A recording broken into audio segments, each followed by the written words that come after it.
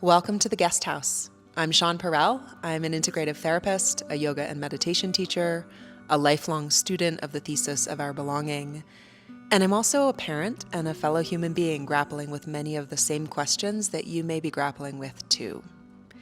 In these conversations, I'm turning to some of the folks I most admire, and together we're exploring the complexities and also the creative potential of being human in an era of radical change. Thank you so much for being with us.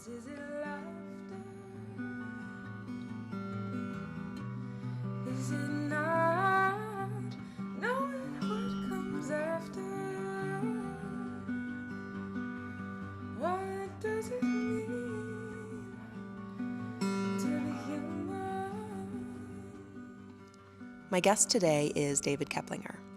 David is a professor, a translator, a musician, and most notably, he is the author of 8 collections of poetry, for which he has been the recipient of numerous prestigious prizes over the years.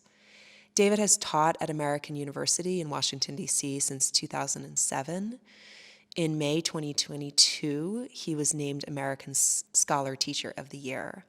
He's also the founder of the Mindfulness Center at American University, and he teaches regular meditation mindfulness classes there.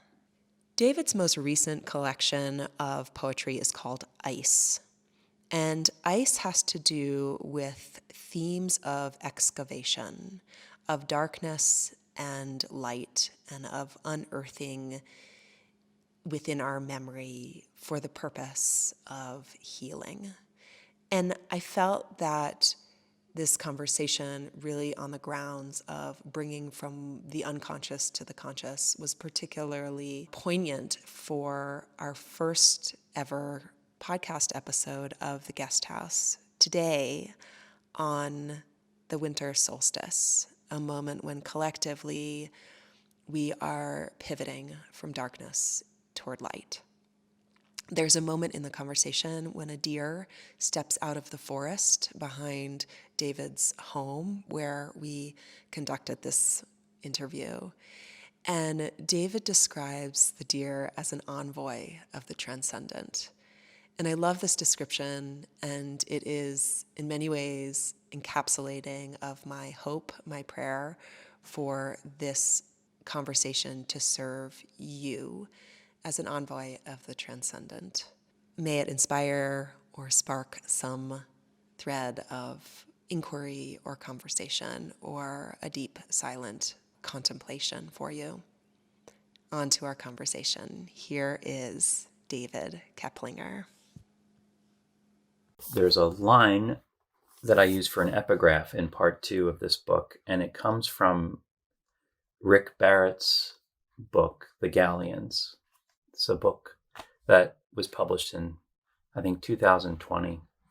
And it's about Rick, who is a Filipino-American, thinking about the galleons and the colonization that wrought havoc on his ancestors' world.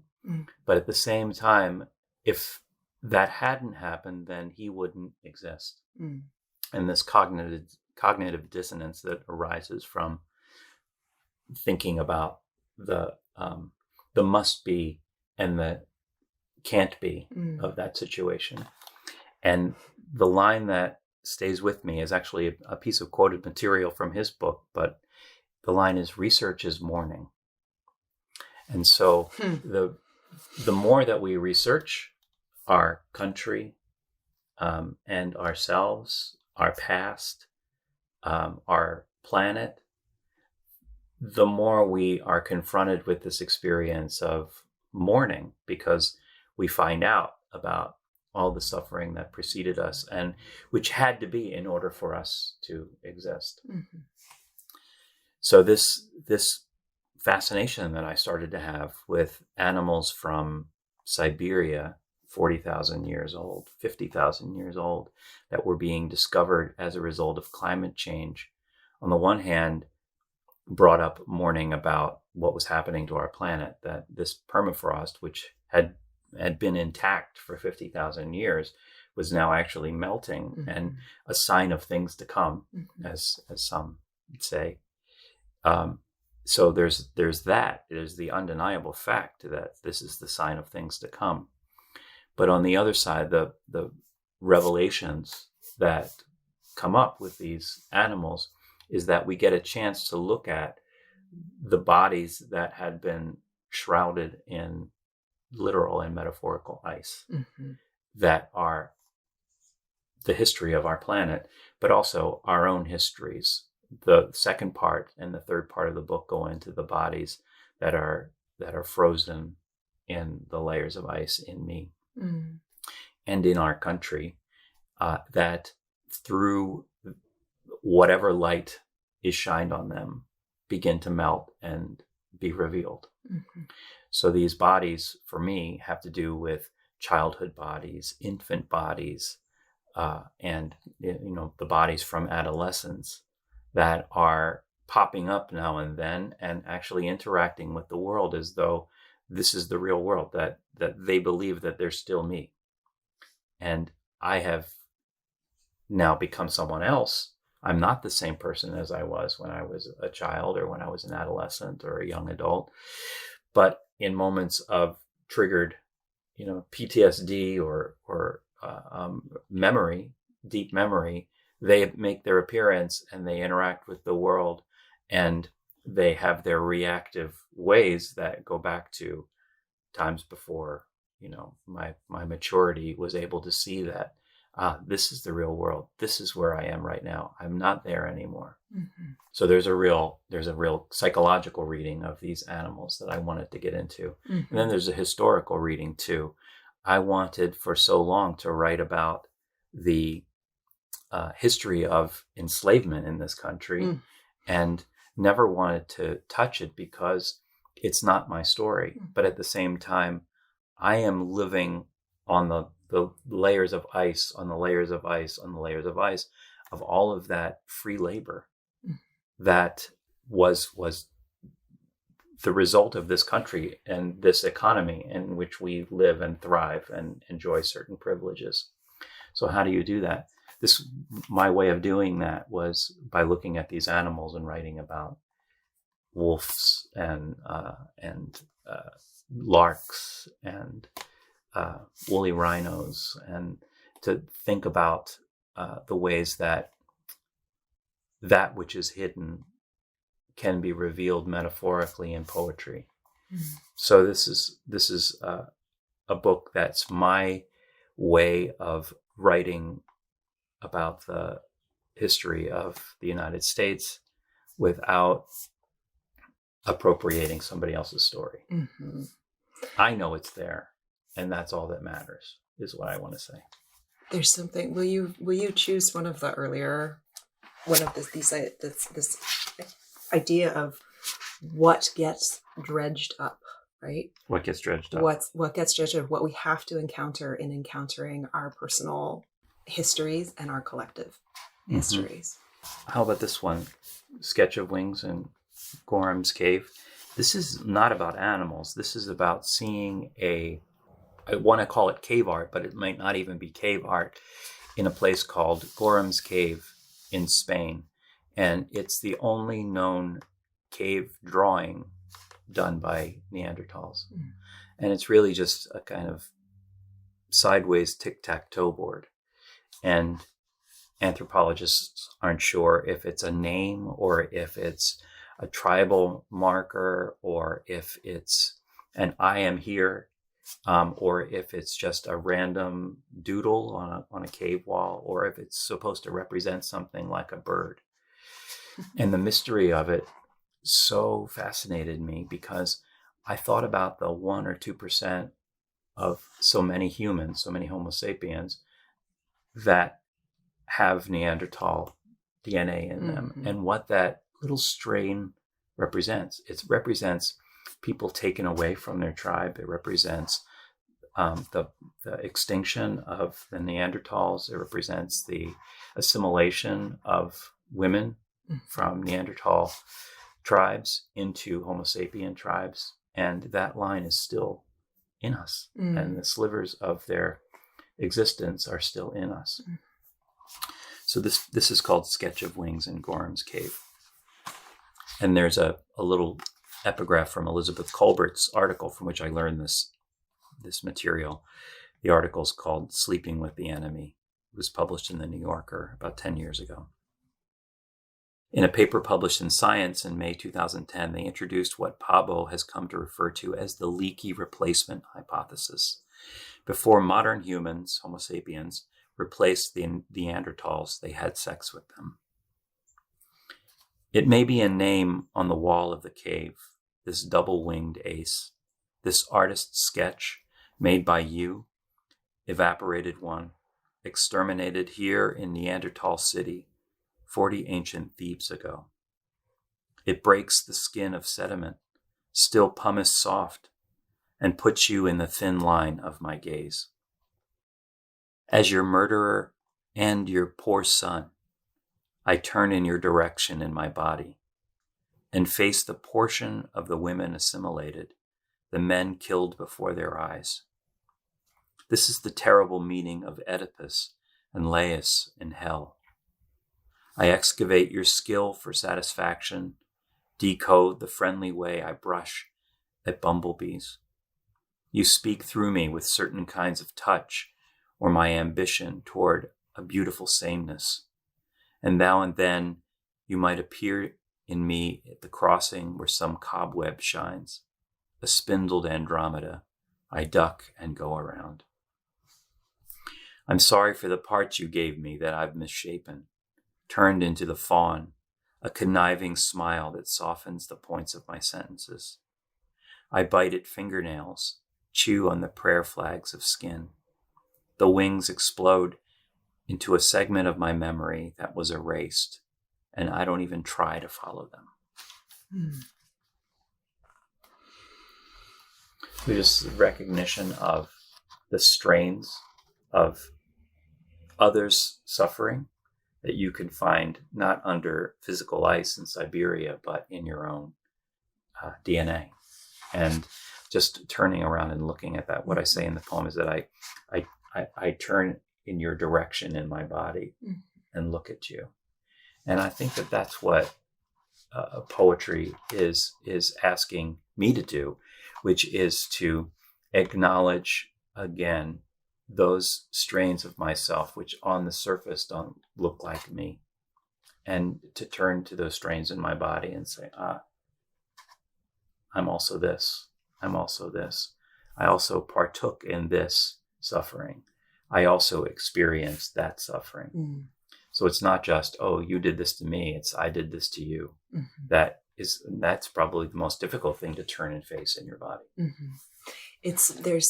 There's a courage, a really palpable courage in remembering, in turning and being willing to hold these, excavated bodies of, in our hands and look at them in the light of day directly, and to feel the sorrow for the parts we've played. I think about with internal family systems, we have all these internal parts, and it's about coming into a more generous and caring conversation among the parts of ourselves. Right. The art form of turning toward poetry to allow for the sorrow to flow, and somehow through it to sense the light that's there. There's a wonder, there's a quality of wonder that comes if we follow the thread, if we stay with it, if we keep studying more deeply of ourselves, of this natural world. And over time, right, as it changes, and noticing the changes that offer the possibility for revelation. Well, that's part 3. What you just described is the third section of this book, which is the ways that we access that light. With light comes heat. With heat comes the melting away of those frozen parts, fight, flight, freeze, the parts in us that still believe we're there. And it doesn't have to be poetry. It can be the visual arts, it can be dance, or it can be psychotherapy, or it can be spirituality in all its forms. But there is some light that creates heat, and that heat, when it first comes, feels like everything falling apart. Mm-hmm. I have everything organized nicely inside myself, and I'm free of suffering. Please leave me alone, right. Light. But the light will not let up. And ultimately what happens is that ice begins to crack. And like Toni Morrison says, nothing that's been dead for a long time doesn't come back to life without feeling pain. The ice begins to crack, and you're in this space where, like, this is hurting me. This is not helping me. It's the thawing out. It's the beginning of the thaw. Anybody who's had frostbite knows, right? Right. Like the thawing out is where the pain, the pain begins to... The feeling comes back. Right. The feeling comes back, and it comes back as pain. And, our first human response to that is avoidance and aversion. And then if you're able to sit with it for a while, and for me, because poetry was my only choice, I didn't have other skills that I could run to. And it turned out to be a great gift in my life. Turn around. We have a friend. Oh yeah. Look at that. We have a doe. This is my... We have several. This is my sacred animal coming to visit us. This is the second time it happened during a reading of this book. These are your friends, your poet friends, coming to say, thank you, David, for continuing this work, this lineage of artistry.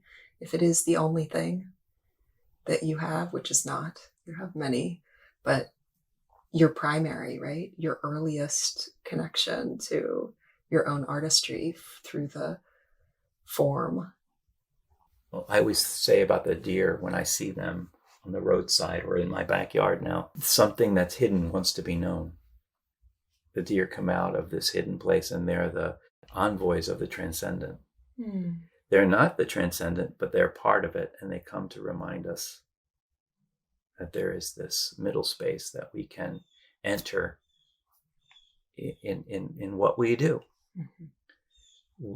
We can't enter the fully transcendent. We'll always be a part of this changing place, this impermanence, but we can glimpse it now and then. Should I read my deer poem? Please read your deer poem. Come and see. Then they stopped coming to the woods when I walked home as I do tonight. At 8, their favorite time to munch the tart green shrubs that grow wild without the world's involvement. I wish they could have known me too, as one of their own, a deer like them. But in the forest, things kept growing anyway, even without the deer, without their bodies parting through the great tableau. And I know that they're absent now, and in their absence, I might better understand who they were or what they meant to do with the rest of their lives. This is the rest of my life. The main road meets me. It's nearly dark. I watch the human faces in the windows of the restaurants. The fireman washes a chrome ladder in the firehouse. As in the twilight, I begin to see what could be called a witness in the falling dead branches, in the bamboo, however obstinately, in the flowers, which even hidden stand and open up their small green trumpets anyway.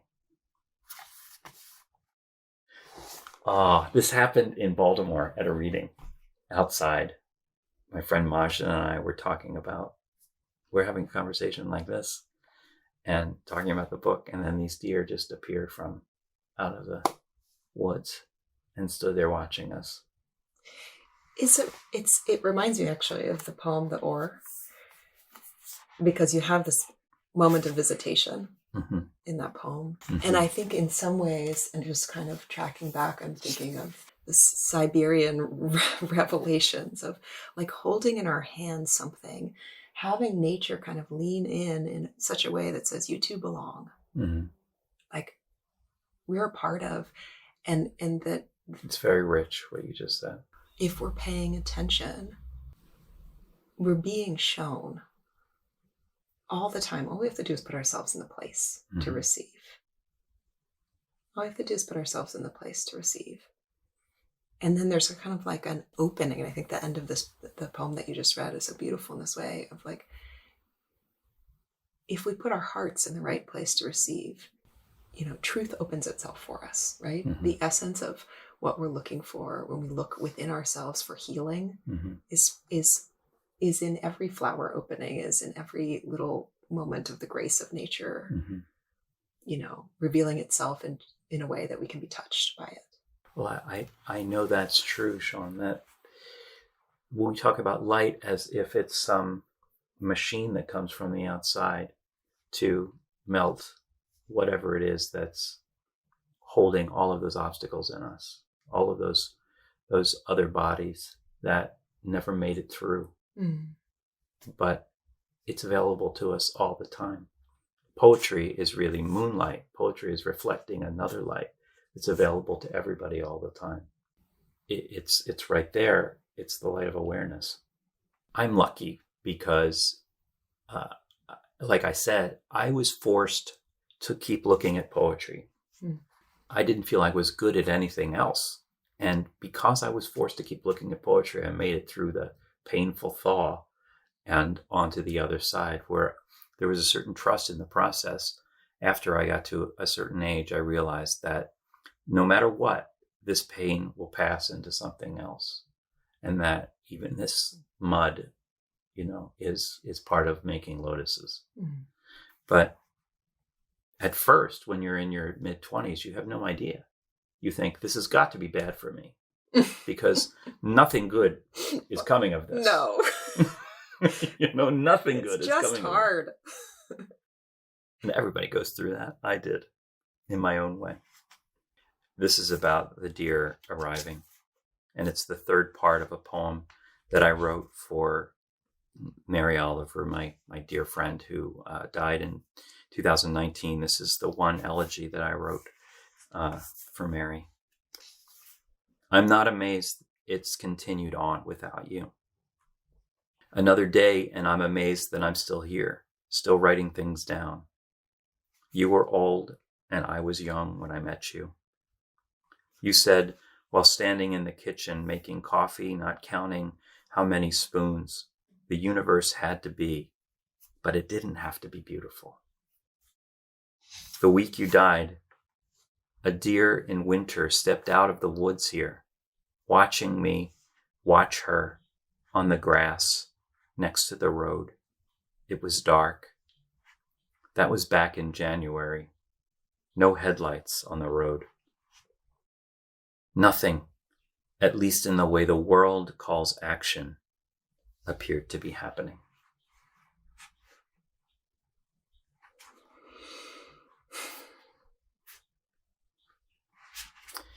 So that's, as I was saying, that's part 3 of this book, where I'm looking at places where important texts for me were written, and I'm going to those places and writing about the authors and the content of the text with those surroundings to remind me, of where they ushered from.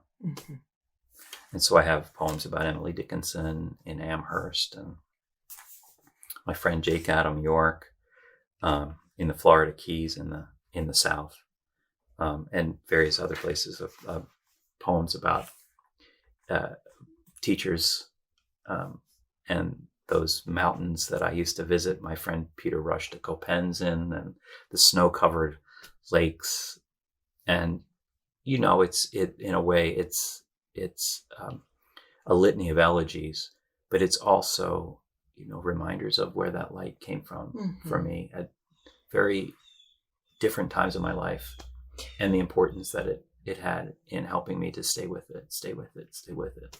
It stands out to me in the poem that you just read, the voice helping us through the water, which I think, Mary Oliver is, for the place that she has as a poet in our, culture, is has served in that way for many people who are kind of, coming to poetry through her poems. Mm-hmm. And I also have this sense as I was reading the third part of like how the warmth comes in. The warmth comes in. How do we thaw? Mm-hmm. How do we feel safe enough? What's the line from Rumi when he says, how did the rose ever have the courage to open, to blossom? It felt the warmth of sunlight on its skin. And I think that is what friendship can do for us. And, I like how Marielle Bruce say, like, some of my closest friends I never met. And so these friends, when we think about friendship as that deer who appeared out of the woods the day that Mary passed, to come and just to be with you. Mm-hmm. As human beings, by proxy to our friendship with our source, our friendships with each other serve. Mm-hmm. They're a little bit like that moonlight. They're a reflection of a light. And they remind us of presence, awareness that's around us all the time, even if we don't have friends. Mm-hmm. But friendships are so important because they also come to us often without our having to do anything to earn them. I mean, the best friendships we try to screw up our closest relationships all the time. We are sabotaging those relationships all the time. And the reminder keeps coming back that I'm going to bloom anyway. I'm going to bloom anyway. I mean, there are ways, addictions and other things that you can shut yourself so off from that medicine that you really can sabotage the relationship. And it happens often. But little reminders come in. If you're really kind of putting yourself in the right place and you're making the effort in a genuine way, even when you unconsciously try to sabotage a friendship, a friendship that is a friendship for life, a friendship that was coming from a very old place and now becoming this, it will keep blooming anyway. Mm-hmm. There's a poem in here about a little hollyhock that I put in my coat pocket, and it hadn't yet bloomed, and it was in the dark of the coat pocket for a week. It came from Stanley Kunitz's garden, and it bloomed anyway. In that darkness, it bloomed anyway. And I'm fascinated with poems that were written at Auschwitz-Birkenau, poems that were written under the worst conditions in prison, like Miguel Hernandez's This Poem is an Onion, written from prison, this incredible beauty that humans are capable of expressing under the worst of all conditions. It's like, the human spirit is going to bloom even under the worst of all possibilities, because I think that it's our virtue and it's our nature to bloom. And if we can just pivot a little bit and get out of the way, it's going to happen anyway. Well, and I would say this idea of like putting ourselves in the place is really powerful, not to be understated, right? Because spiritual light will find its way. The sun will find its way to help a thing bloom. It won't ever give up. And I also feel, and this kind of, it tacks back a little bit to the notion of practice, right? It's like, what does it mean to day after day, season after season, year after year, put ourselves in the place of allowing for our humanness, all the absurdities, all the imperfections, and still making room for forgiveness, generosity, living with more questions than answers, like putting ourselves in the place to open to the mysteries. And in this way, allowing ourselves to be felt and to feel. Like, I feel that this is our work, right? Our work is to kind of come back again and again and again. Mm-hmm. Will you read Emily Dickinson? Sure. Allowing ourselves to feel and allowing ourselves to be felt is such a perfect description of that dichotomy, the challenge that we have of being in the world as ourselves, offering ourselves to the world and accepting what the world offers us back. Sometimes it's even harder to accept back the praise and the love. Rilke says, that the story of the prodigal son is a story of someone who refused to be loved. So that feeling, being felt and feeling, is for each of us different and challenging in specific ways. And radical. Right, radical. In the times we are living in. Radical in the double entendre. And radical in that sense of a radical as the taproot to bring us home. Mm-hmm. So this is reading Emily Dickinson in Amherst, Massachusetts. I know how it feels to live in a small leaden room with only snakes and birds as consolation. I know how to imagine death by falling through stories of floorboards like a poem flutters through molecules, air, and time. It never lands in the yard. The trick is not to die while dreaming of death. That's why the circle of doors and windows here remain open a little. That's why the poems seem often to end on slant rhymes and dashes. That's why the hawthorn cone is never quite in full bloom, but almost. I too come here respectfully. I bow halfway at thresholds. I know how to wait at a completely empty window, holding out my hands. I think for me, this poem, it's the essence of friendship in spiritual practice. Mm. To be able to say, I too know what it's like to live in a leaden room, to have even a kinship in the darkest spaces, just enough to encourage us to keep opening our palms, to keep allowing for, to keep going, to never be lost in despair. You can't help but feel that when you're in this space, Emily Dickinson's little room. If you know Dickinson well enough, you feel her presence there because it's so small. And like a neutron star, it's so small, but it has this magnetic pull that is so energetically powerful. Her room and the yard and the hawthorn, all of it is so easy to conjure up in my memory because it just magnetized me to it forever. In this poem, it's connected to her poem, Success is Counted Sweetest by Those Who Ne'er Succeed. That by being so solitary in her writing practice, not in her life, because in her life until a certain age, she was just very bubbly. I mean, people were actually exhausted around Emily. Higginson himself was exhausted around her because she was so alive and curious and asking so many questions. And she baked bread and she took walks with her dog Carlo in the woods, and she was a gardener, and she was just alive in all of the ways that we don't associate with her. But in her poetry, she went all the way down inside herself into this solitary leaden room. And she kind of removed herself from herself in order to see all of herself, and you feel that there. You feel that standing in her midst, and how everything is just cracked a little bit open, and how her poems are cracked open. They're not full rhymes, and there are dashes. Everything is like a Vermeer painting, just full of cracks and sunlight coming through windows. She's the most amazing. As are you, my dear.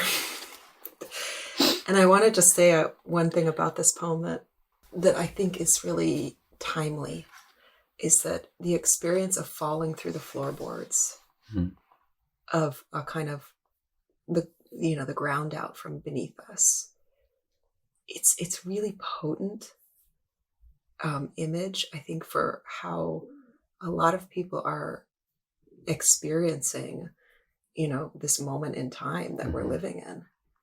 And the uncertainty, not just the sort of grief and the isolation in suffering, but the uncertainty. And so to feel through the journey of the poem, falling gives way to opening the door and turning towards the sunlight and opening the palms and saying, I'm here with the deer, I'm here in the yard with the world. It's what we can do, right? We can continue to open ourselves to be with. And there's a certain faith in that journey that really is reflective. I see this poem as reflective of real spiritual journey, real spiritual maturation. Thank you. Well, I couldn't ask for a more beautiful response to the poem and a more beautiful summary of it.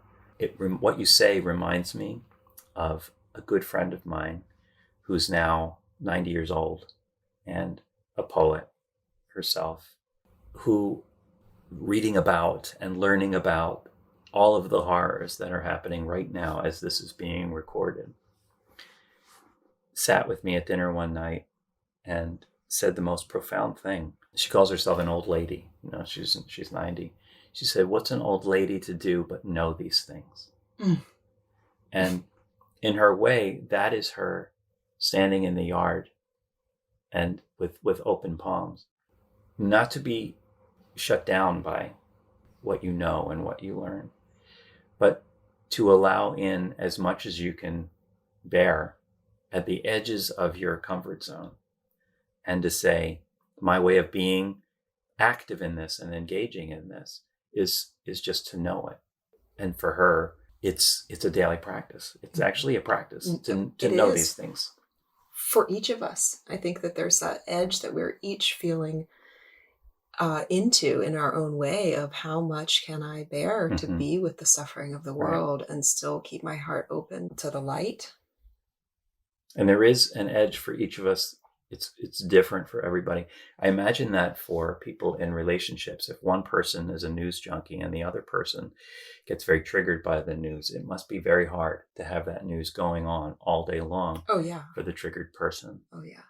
But there is a dance that needs to be danced in each case, where you can only know one person might be able to know much more, and another in the same relationship might only be capable of holding less. And you have to honor that too. You can't try to rise to the other person's capacity, because you'll put yourself in a traumatic situation. You'll be experiencing live trauma right there. I know for me that there is a certain edge that when I reach it, I can feel it in my body. And then here we are, and we're kind of back to this kind of inquiry about what does it mean to be an artist? What does it mean to alchemize? It's like a Tonglen practice, to take in. And to breathe out. And in some ways, this is the essence of sadhana, of practice, right? How do we fortify ourselves and to be able to be in the world, feeling and being felt, and in this way, really offering from a real place, right? From a place of our own seasoning, which is what your poems do. Each, in the words of Rumi, is a guest from beyond. Truly, Thank you. Your poems are medicine. Thank you, Sean. Hey friends, thank you so much for listening today. If you find value in these conversations, here's how you can support. Become a subscriber at seanperel.substack.com, and please rate, review, and share your favorite episode with a friend. I leave you with an original song written by Serena Joy Bixby for all of us still learning what it means to be human. Is it love? Is it hate?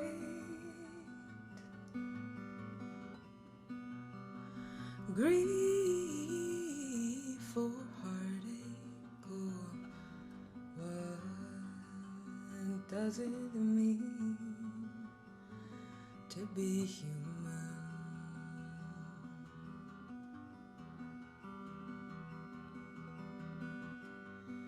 Is it tears? Is it laughter? Is it not knowing what comes after? What does it mean to be human?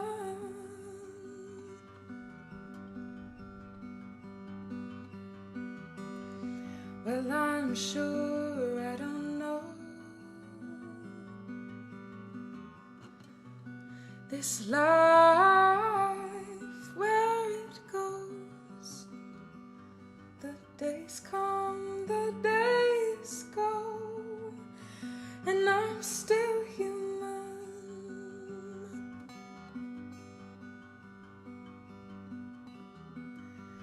Oh, one thing I know for sure is I'm looking for more. Gonna go out, learn what it means to be human.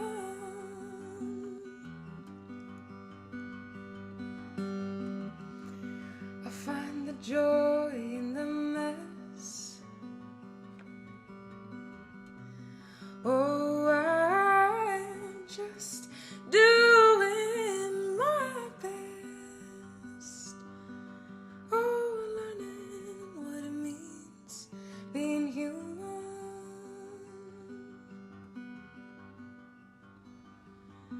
Oh, learning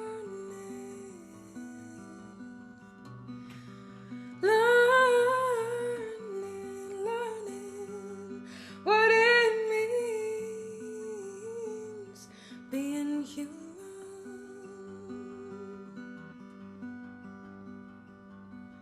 I'm learning. Oh, learning